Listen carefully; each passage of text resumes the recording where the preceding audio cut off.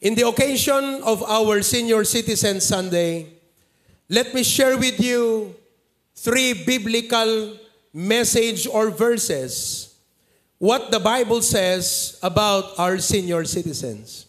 Our topic this morning is entitled, The Elderly in the Light of God's Word. As a church, looking forward, we have a lot of children here and youth. How, as a church, are we going to deal, to treat, and to treasure the elderly and the senior citizen of our church and even our community?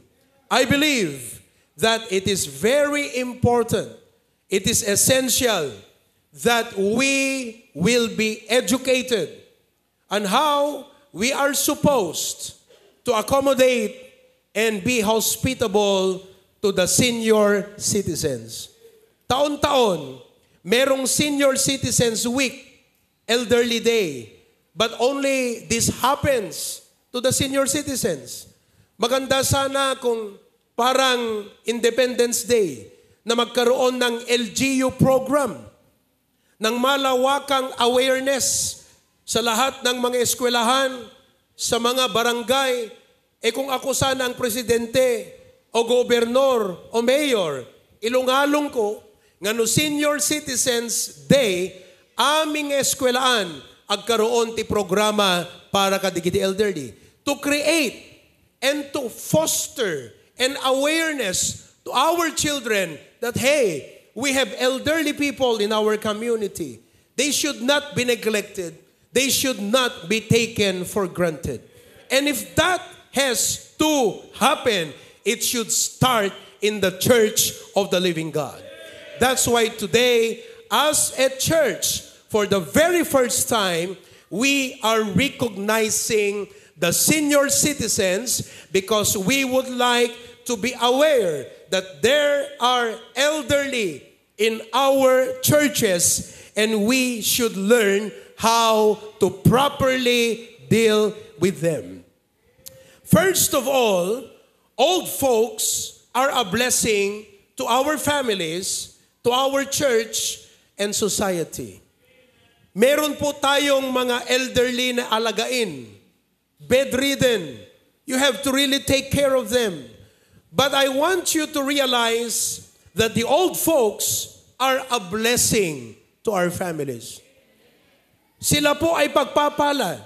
They are a blessing to our church and society. Nakakonsentrate ba kayo mga kapatid? Please listen very carefully. You need to have an undivided attention because this is a first-time message to our church. I don't remember if we have ever had any message about senior citizens before. Parang ngayon pa lang. Now, in Job chapter 12, verse number 12, it says, with the ancient is wisdom. The ancient refers to the old people. Mga mas nauna nang sa atin na buhay. What do they have with them? Wisdom. And in length of days, understanding. Why our elderly are a blessing to our family, to our church and community, is because of the practical wisdom that they have that only can be gained through a wide range of experience which includes success and failures, joy and sorrow. When you look at the old people, all the elderly people, what you see in them is resilience. Tama po ba? Living, 70 years of life is no joke. Yung iba nga, 17, nagsusuicide. 20 years old, nagsusuicide. Kung tanungin mo kung bakit, sapagkat hindi kinaya ang problema. Look at them, they live 60 years, 70 years, 80 years. That's a lot of problems. And they keep rising from fall. They keep on going. That is resilience. And with that resilience comes practical wisdom. Let me show this to you. When King Rehoboam replaced or succeeded King Solomon, the wisest king who ever lived, when he became the king, in 1 Kings chapter 18, there was a clamor and there was a murmuring from his constituents. At the reklamo kan riri, dagiti tao nga idadauluan na. And because of that, he sought counsel from the old men. Rehoboam consulted with the old people. He consulted with them. And the old people or the old men gave him an advice. But the Bible says he did not listen to the old men. Kung bakit blessing ang mga old people sa ating mga tahanan at sa ating church at sa ating community, because of the counsel that come out from their lips na ang pinaghuhugutan ay ang mga karanasan sa buhay. Experience is a treasure that the young do not have, that the old people can provide to the young. And for that matter, our old men are a blessing to us. Naniniwala ba kayo dyan, mga kapatid? And that is why they are a blessing to our church. Kaya, mga young people, do not take it for granted. When you want to get married, get their input. Pag ikaw ay mag-aasawa, lumapit ka and ask them, tell me, what do you think about marriage? And just let them give you, awan man maitid da nga biblical verses because probably they've not been reading, probably you have not been reading the Bible, but allow them to give you practical words about marriage. They will tell you that marriage is not about romance. Marriage is not about feelings.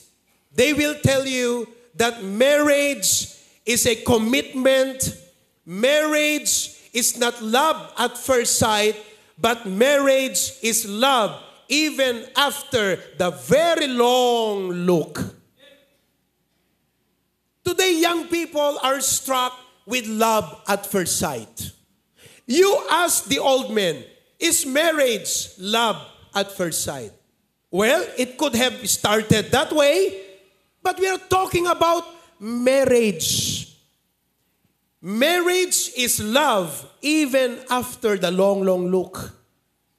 Nga uray inaldaw nga makitkitam, han ka nga nauma, no di kat inay ayat mo ta, aging gana nga isukat natay, uno sika kat natay.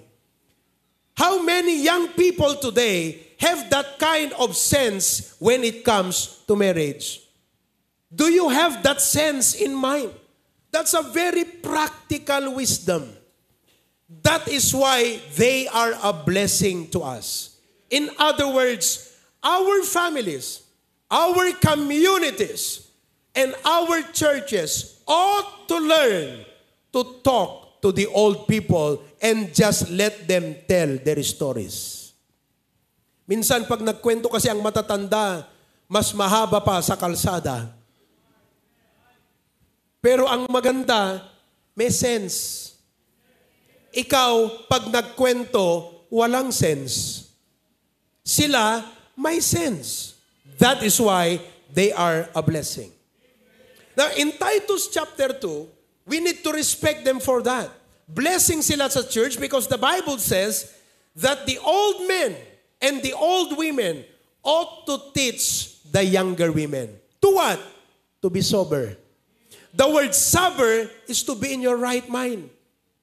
Pag sinasabihan ka ng magulang mo, naku anak, delikado yan. Mga sinasaman mo, masakit, ayoko. Sabi nila, 1,000 lang yan, makakalimutan mo rin yan. And they can say that because of the years of experience, having been all through the pain of life and the miseries and all the bitter sufferings, they can tell you, after disappointment, after problems, life goes on. Practical wisdom.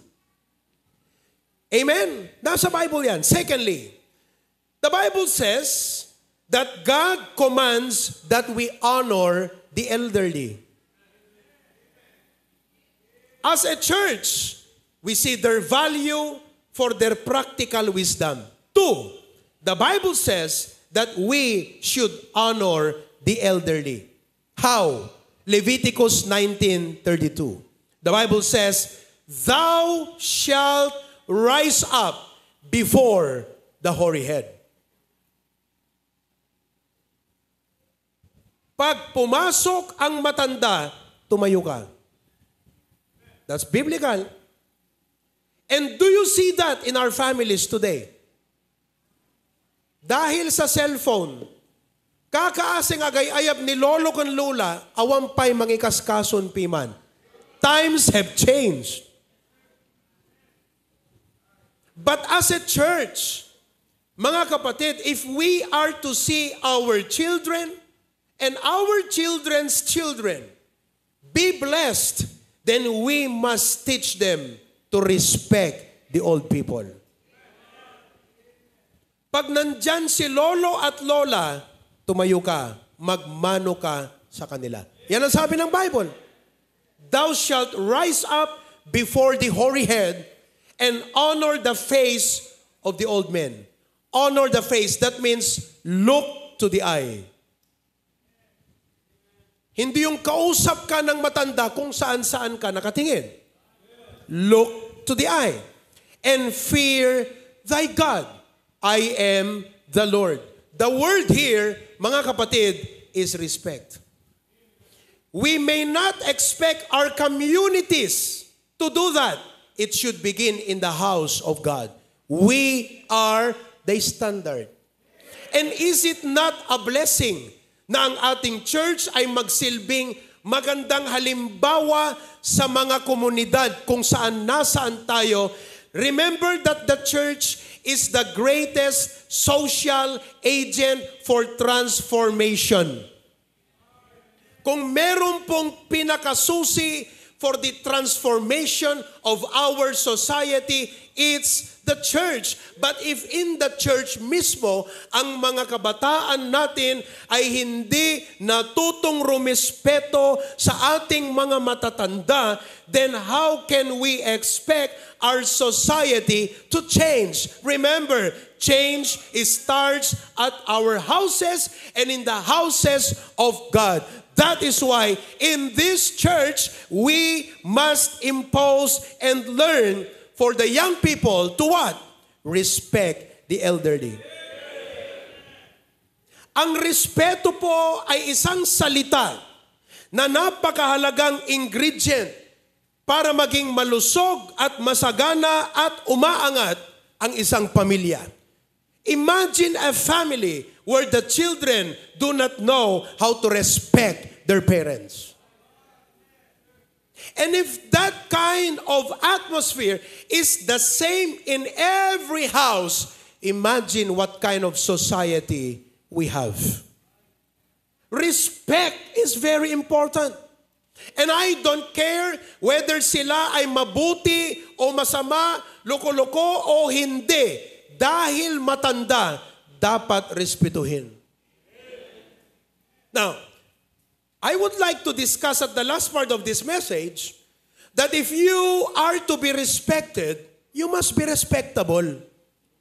Respect should begin in us. Kung gusto natin na tayo ay respetuhin ng mga bata, ay dapat tayo mismo may respeto.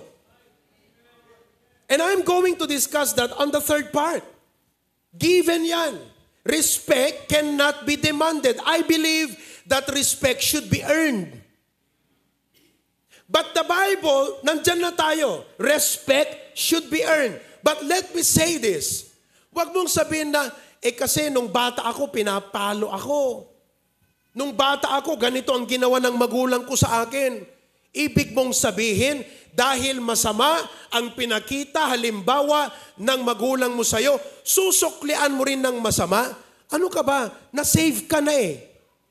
Na-save ka na. Dapat nagbago ka na. May kapatawaran sa puso natin. Mayroong understanding, may pagmamahal sa puso natin. Kumbaga, kung ginawan tayo ng masama, susuklian ba natin ng masama ngayon? Ligtas na tayo eh. Binago tayo ng Panginoon. So no matter whatever that be, I believe we should respect, give them the due respect that God tells. Pag nandyan, show a gesture of respect. Imagine our world without respect. Are you following? Kaya po makinig kayo, dito sa church, tinuturuan namin kayong mag-respect. Because you, member, listen to me members, if you don't even know how to respect your pastor, who is a spiritual figure, then how could you respect people who are not preachers? Kami nga pastor, sa salitang pastor pa lang, may respeto na doon. Kung hindi mo kayang respetuhin ang pastor mo, sino ang pwede mong respetuhin? Spiritual figure yan. Kaya makinig po kayo. Napakahalaga na matutunan nating irespeto ang pastor. And you know, we are teaching our young people to respect the pastor. Praise the Lord. Nung una, sinasabi ko ito, may halong mabigat na pananalita, hindi naman mura. But with emphasis, talagang masakit pakinggan. Pero praise the Lord, may nagbunga na. Alam nyo, every time, itong mga young people natin, pag nakakasalubong ko dyan sa baba, they always greet me. Good morning, Pastor. Dati, wala. Lumabas ka nga, Pastor, tutungtong, kakatawa, gagalit, dalata. Parang walang dumaan na tao na dapat respetuhin.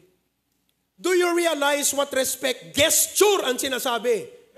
Kaya ikaw, member, pag nagpipris ang pastor, sa isa yata magtugaw, respect yan. Respeto yan. Naunawaan nyo mga kapatid. Do you realize that when the president of the country enters in the room, everyone stands up? What is that? Respect. Why? Because of his person? No. Because of his position. Presidente yun eh. Ngayon, kung hindi ka tumayo, may nagturo ba sa'yo ng respect? Baka walang nagturo sa'yo ng respect. Nobody taught you to respect. You don't know how to show respect to the person who must be respected. You didn't learn. Kaya dito sa church, let's learn it. Naunawaan nyo yan? Kung ikaw ay employee, you can even stand up when your boss comes in. You know what you need to do? You ought to resign. I say that with emphasis. Kung empleyado ka, pumasok yung boss mo, ni hindi ka man lang tumayo, you ought to resign. Why? Because that disrespect does not produce a harmonious environment in the workplace. Ano bang environment sa workplace kung ikaw na empleyado, wala kang respeto sa boss mo, ha? Ano bang magandang harmonious atmosphere dyan? Wala na. Mag-resign ka na. Because you can even respect your superior. Ganon ho kahalaga ang respect. Nasa Bible yan, ho. Pagpasok ng matanda, tumayo ka. Gesture yun, mga kapatid. Kaya kaninang welcome song, anong sinabi ko? Magmano kayo. Palibasa, if we have not learned that, nung hindi pa tayo na save at wala pang Biblia na natututunan natin, walang nagturo ng respect sa'yo, dito matuto kang mag-respect. Kayong mga empleyado, do you still respect your boss? Do you stand up when he comes in? Yung mga teachers sa MMSU, pag pumasok si Presidente, do you stand up? That's respect. And every manager, every boss ought to teach that to his employees. Tingnan mo, teachers, you should teach your students na pag pumasok ka, they stand up. Oh, who among of you teachers, when you get into the room, your students stand up? Ngayon, pag sinabi mo, well, I don't care, that's being conservative. Okay. If that's being conservative, observe the world in America today. Observe it. What's happening? Because of that one simple word, lack of respect, masisira ang lahat, mga kapatid. Yan lang sa respect na yan. It makes the difference. Kaya sa eskwelahan pa lang, dapat ang mga anak maging aware na sa gesture of respect. Kaya pag teacher, pag halimbawa, nandun ang teacher, kung minsan, nauuna yung mga estudyante, nakaupo na, papasok yung teacher, dapat tumatayo ang mga estudyante. Iyan, tumatayo ba yung mga estudyante mo? Kayo, mga teachers, tumatayo ba yung mga estudyante nyo? Pag hindi tumatayo, turuan nyo. Turuan nyo sila. Pag nagsabi ka dyan, halimbawa, nandun sila. The moment na nagsalita ka na, okay, good afternoon class, dapat tumayo yan. Good afternoon ma'am. And then sit down. Practice yan. Habit yan, mga kapatid. And that is respect. Today, people don't care about it. I mean, that's being concerned. Listen, perhaps you don't know, members, we are an old-fashioned church. And if respect is old-fashioned, well, I don't care if it is old-fashioned, but we have to have respect. If being old-fashioned, if being respectful is old-fashioned, I'd rather be old-fashioned. I'd rather be old-fashioned. Respeto, mga kapatid. Kaya itong ating mga matatanda, respetuhin natin sila. And it starts in the house. Kung may mga kasama kayong matatanda dyan, teach the children na magmano. The Bible commands it. Hello? Kami mga pastor, anong tinuturo ng Bible? Should you respect the pastor? Of course, yes. Anong sabi ng 1 Timothy? Tingnan mo, 1 Timothy. Okay? 1 Timothy. The elder that rule well must be counted worthy of double honor. Elder. Am I elder according to age? No. Being an elder is a position of a pastor or a bishop. I am a pastor. And you have to learn to respect the man because of his office as a pastor. I am an elder by title. Kayo po, elder by age. I am an elder by title. That's why here in this church, young people learn to respect the pastor. Kaya dito, tinuturuan din natin ng mga bata na pag umuwi, o yung kakpakadagang pastor. Kaya nakita niyo po kanina, during the welcome song, all the kids came. Nagmano yan. Pag uuwi na yan, magpapaalam yan. Pastor, bye-bye. Pastor, bye-bye. Why? We have to teach them respect. Nagsisimula sa church yan, mga kapatid. Kaya, mamaya pagbaba ng ating mga senior citizens, paunahin natin sila. At pagbaba mo, you greet them. Hamong alablabsan. Pag may na-meet ka dyan sa daan, mga kapatid, kahit hindi mo kilala, ngitian mo yan. Lalo na kung matanda, ngitian mo yan. Kahapon, si Mrs., mayroong kaming binilhan na pharmacy, hindi ko na lang sabihin kung saan. May pinuntahan kaming pharmacy, hindi dito sa Bacara. Ang sungit-sungit nung nagtitinda. Matanda yung bumibili, porque matanda. Alam mo, matanda mahirap yan minsan eh. Mangalat kwarta nagbayag, di ba? Kasi nga may arthritis eh. Di ko ba? Tapos bibilangin niya pa yung pera niya, isa-isa yan. Ang hirap niyan. Ang sungit-sungit nung tindera sa pharmacy. Anong ginawa ni Mrs.? Tinawag niya yung matanda. Lolo, halina kayo rito. Punta tayo sa kabilang parmasya. Inalalayan niya. Pumunta dun sa kabilang parmasya. Tinulungan hanggang makabili ng gamot.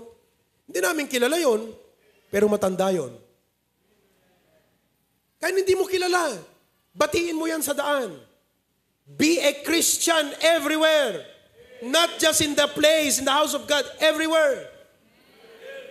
Kaya paglabas nyo pumamaya, Kung kayo kakain doon, may nakita kayong matatanda, sana ang mensaheng ito ay maging awareness na sa'yo, na paglabas mo, pag may nakita ka, automatic yan, nagiging parte ng sistema mo yan.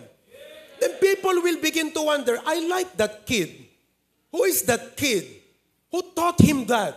And they will say, the Baptist Church taught him to be a good kid. Kaya wag ko nating i-expect na magbago muna ang ating komunidad, asosyudad. Nagsisimula sa simbahan, nagsisimula sa church because we are the primary key for the transformation of our society. Tayo, mga kapatid. Kaya dapat magkaroon po tayo ng magandang ethics sa mga matatanda. Amen po ba? Old age is beautiful and fruitful when lived in moral and ethical righteousness. Ito yung balanse. If the Bible commands that the elderly ought to be respected, then the elderly ought to become example of self-respect. What does that mean? Ang kagandahan po ng mga matatanda nga lalakay, babakit, ang kagandahan po at bunga ay nanggagaling sa moral and ethical righteousness. In other words, nanggagaling sa pag-uugali. Now, may mga matatanda na hindi kaaya-aya ang ugali. Tama po ba? Pero kahit ganon, ibigay pa rin natin yung respect. Pero ito naman, ang message ng Panginoon na ang nagpapaganda at nagpapayabong sa katauhan ng isang tumatanda ay yung maayos at magandang pag-uugali. Tignan ho natin, Proverbs 20:29. Tignan mo maigi ito. Proverbs 20:29.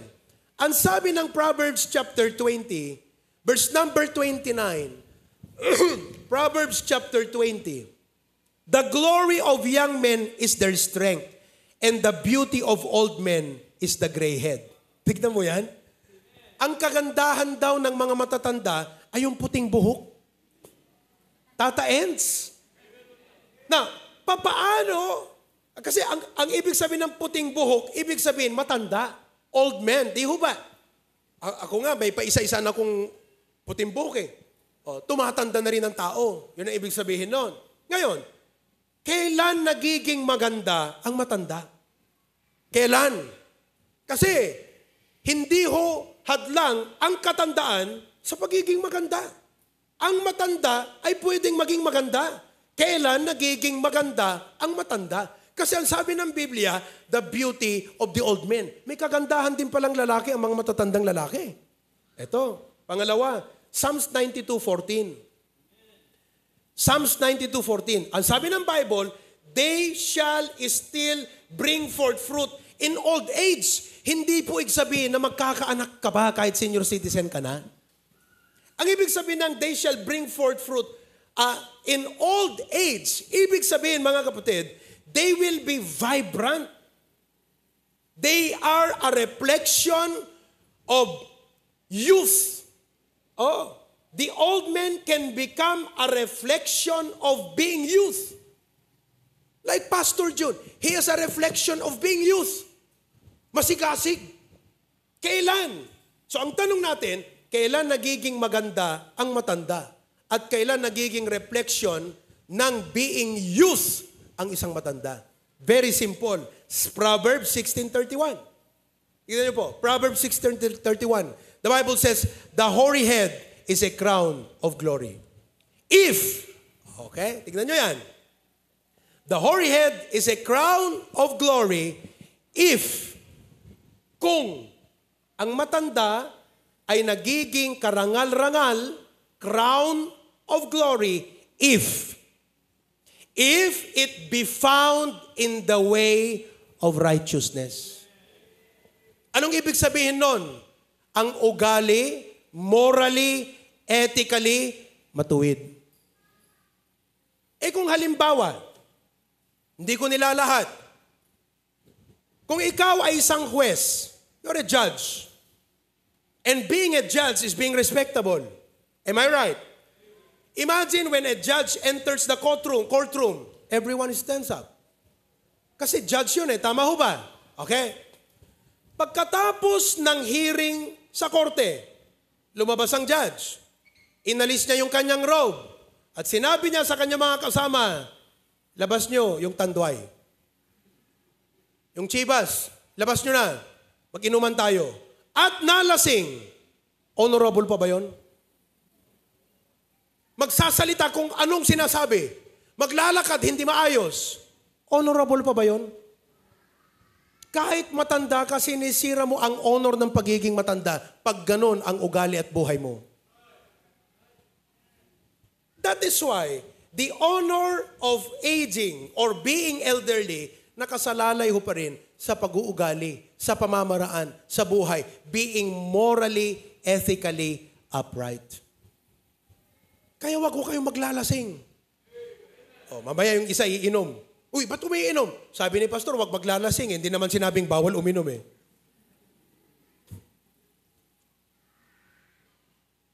Agasamta na barbartag ka. Agbasing-basing ka dita nga kung anat ibagbagam, agsao-sao ka dakas. Tapos karit-karitem, nakita ako, duray mampay lakay ka, ada respeto ti tao keng ka.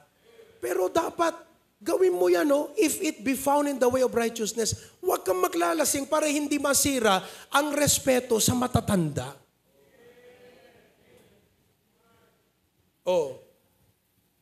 Amen po ba mga kapatid? Balanse yan. So, we have the Bible commands, the Bible tells, mga kapatid, the elderly are a blessing.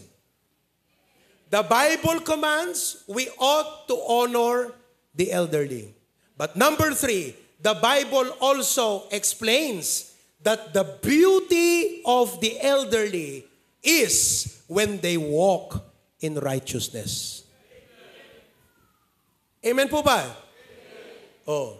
Now, as I close, you cannot have righteousness without Jesus. Sapagkat ang sabi ng Biblia sa Roma 3:10, walang matuwid kahit isa. None is righteous. Not me, not you, none is righteous. And because of that, the Bible says, all have sinned, verse 23, and fall short of the glory of God. Dahil po sa ating kasalanan, we fall short, ibig sabihin, nahiwalay ang relasyon natin sa Diyos. At pumarito si Kristo to make all our wrong things right. By what? By taking the blame, taking the consequences of your sin and my sin, paying it on the cross. Kinuha niya yun so that He can present us righteous before God. Na kahit tayo ay hindi morally matuwid, pero sa pamamagitan niya, haharap tayo sa Diyos na may katuwiran. At ang katuwiran na yan ay hindi nakabase sa mga araw-araw na pagsisimba o pagkakapilya mo. Ang katuwiran na yan ay hindi po ayon sa pagtulong mo sa iyong kapwa, kundi ang katuwirang iyon ay walang iba kundi ang Panginoong Hesus na iyong tinanggap bilang tagapagligtas. You don't go to heaven because you're good. You don't go to heaven because you're religious. You go to heaven because Jesus paid for your sin. And so that the Bible says, whosoever believeth in Him should not perish but have everlasting life. Hindi ko kayo tinatakot, pero bilang na ang inyong taon. Good thing, no? Dapat 5 years yun ni Ma'am Kapitana di Barangay 7. Mano taon nyo tayo, Kapitana? 65. Agat ka nakabiti, apot 10 years agat, well and good. Ngamin. Ngamahante amot biyag.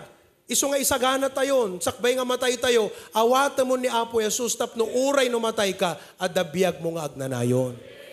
Iso nga ita, as I close, I would like to lead you all in a prayer. Kararag nga panangawat kini Apo Jesus. Would you bow your head and close your eyes for a while? Agkidam tayo, agdumog tayo, kat surutam deti nga kararag. Surutan dat. Apo Jesus, agyaman at tinaindaklan nga ayat mo, kanti papatay mo ijay krus, nga nang bayad, ti dusa, dagiti basbasol mi. Kaditi dayto nga kanito, bigbigek apo, han kumaisalakan ti kararwat. Kat awatan ka, kas mangisalakan, ken manubot ko. Agyamanak, iti sagot mo kanya, abiyag nga agnanayon. Amen. O, palakpakan natin sila. Napimpintas dayjay, inawat yo, ngam dayjay bagas. Gaputa deta bagas, after many days, wala na yan. Pero si Kristo, eternal life yan. Praise the Lord. So what have we learned today? In this church, we treasure the elderly. They are a blessing to us because of their practical wisdom. And I forgot to say, we are not where we are if not because of their sacrifices. We can experience a better life because somebody experienced a bitter life for us.